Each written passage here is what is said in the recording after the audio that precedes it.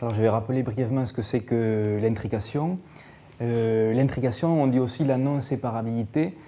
C'est le fait qu'un système qui est composé de deux parties, eh bien, ces parties ne sont pas séparables, c'est-à-dire qu'on doit considérer le système comme un tout et ne pas s'intéresser soit à l'une, soit à l'autre, et ce, quelle que soit la distance. On parle souvent en épistémologie de holisme, c'est-à-dire qu'on considère non pas les parties qui constituent un système, mais son tout.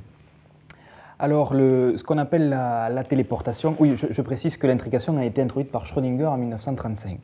Ce qu'on appelle téléportation, c'est précisément le transfert d'informations d'une partie d'un système à une autre. Ce n'est pas un clonage, c'est-à-dire que je ne vais pas cloner ce stylo à un autre endroit de l'espace. Donc c'est un transfert d'informations qui est instantané et qui ne rompt pas avec la relativité d'Einstein, puisqu'il se fait sans transport de masse et sans transport d'énergie. Alors, on sait depuis 1997 faire de la téléportation, du transfert d'informations entre deux photons. Depuis 2004, entre deux atomes. Et puis plus récemment, en 2007, entre une impulsion lumineuse et des paquets d'atomes.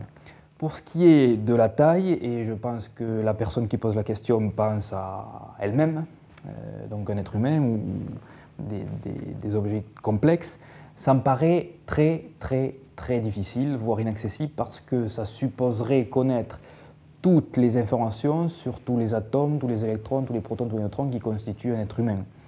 Et ça me paraît, d'abord, je ne sais pas si c'est accessible, et d'autre part, si ça a beaucoup d'intérêt. Donc, on ne sait même pas faire la téléportation d'une cellule, qui est encore très simple. Donc, même si on le voit dans les romans et les films de science-fiction, ça ne me paraît pas atteignable facilement, très difficilement.